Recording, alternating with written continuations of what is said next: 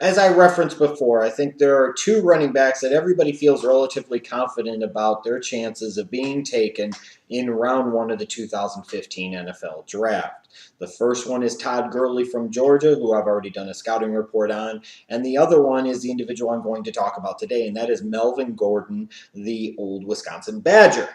Now, when I look at Melvin Gordon, here is a guy that I've basically been waiting to come into the NFL draft for 3 years now. I saw it back when he was a freshman. I knew this guy was going to be a good one. I knew this guy was going to be a highly thought of NFL draft prospect. Just sometimes when you see guys, and you see it. A guy with decent size, but what looks like incredible explosiveness, the ability to be a home run hitter similar to a Todd Gurley, maybe in an albeit somewhat different way, but a guy that is a big play threat every time he touches the football.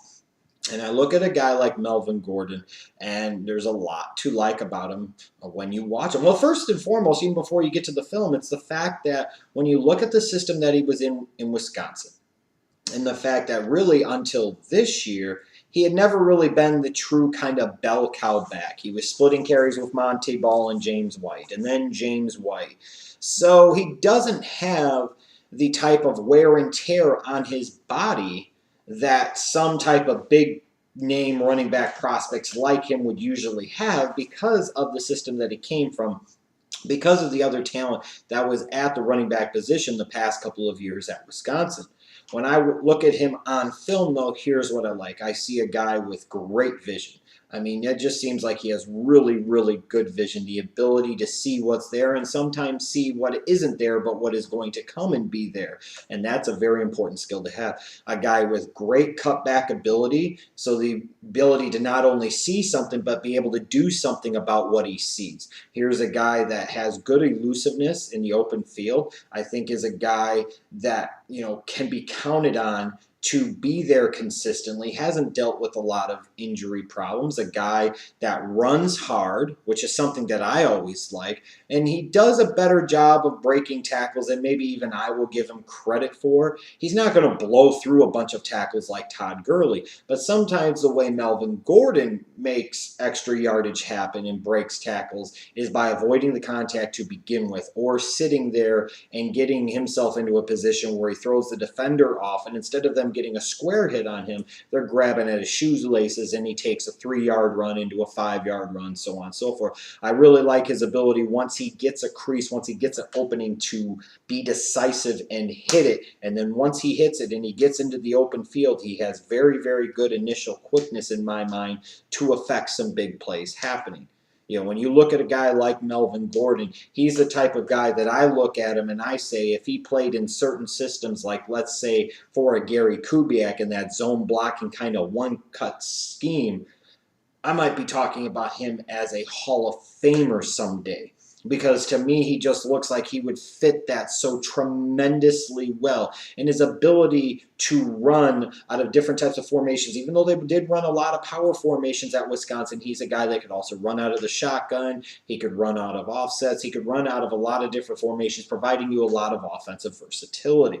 There's a lot of things about Melvin Gordon's game to like. And like I said, if he was in the right system, there's no question in my mind that 5 years from now, we're looking back on him as potentially the number one running back out of this entire draft class, because if he was in that right system with the perfect fit, man, he could really do some big damage and be unleashed more than any other running back in this class. However, there are some concerns for me when it comes to Melvin Gordon. First and foremost is the fact that he comes from Wisconsin. This is a team that knows how to run the football. This is a team that knows how to block in the running game. So it's not like Melvin Gordon always had the toughest running to do. It's not like he had the smallest holes to run through, even in a conference like the Big Ten. This is a guy that had a lot of gaping holes to run through from time to time. This is a guy that was able to get, several yards of a head of steam before he would even have to potentially think about getting any type of contact. And when you look at other guys like Monte Ball and James White coming from Wisconsin, and the fact that they haven't exactly lit the NFL world on fire, and the fact that Melvin Gordon is coming from that same system, I do think that's a concern. I don't think that should necessarily prevent somebody from taking him in round number one, but I do think it's a concern. The next concern I have about him is as a receiver. It's occasionally something he's shown, but it's not something he's shown consistently enough to me to say that he's ready to be a big-time weapon in the passing game. I'm sure some will disagree with this. I think it's something that will develop in his game. It's something he will get better at. It's something that will become a strength of his game in due time, but I just don't think he's a great weapon in the passing game at this point in time.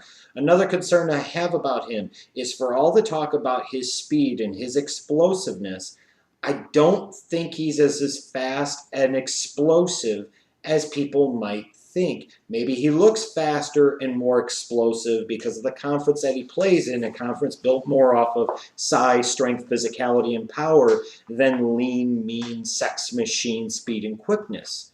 You know, there are plenty of times when you look at a Melvin Gordon and you see some of the big runs he pulls off, and you're like, I wouldn't be there at the NFL level.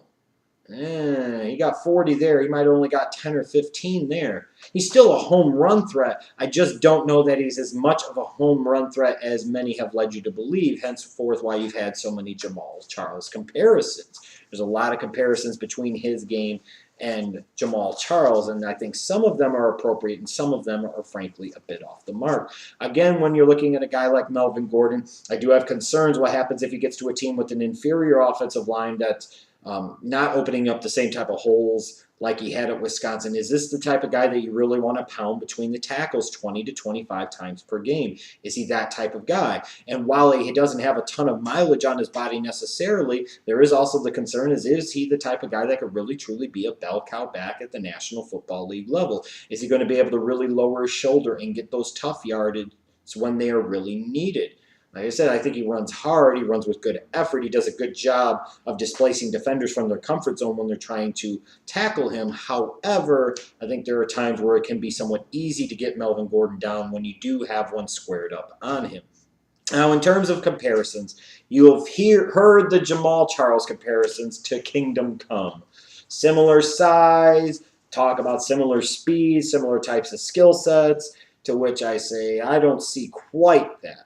I see certain elements that are comparable to Jamal Charles, most especially the look, but Jamal Charles coming out of Texas was a lot quicker and a lot more explosive and a lot faster than I think Melvin Gordon is coming out of Wisconsin. Jamal Charles was a 4.33, 4.35, 4.38 type of guy, where Melvin Gordon's more of a 4.5 guy. And frankly, that's what you see on film. A guy with enough speed to be somewhat of a home run threat at the NFL level, but I don't think he has Jamal Charles' type of explosiveness.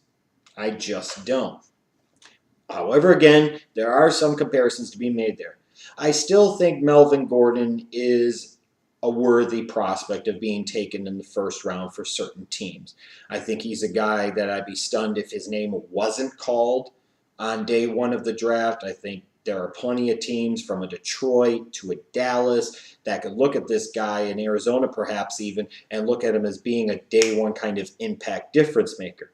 However, with that said, because of the system concerns, because of the fact that I don't think he's as explosive as some have led you to believe, I don't think he's the unanimous number 2 running back prospect in this draft. I most certainly don't.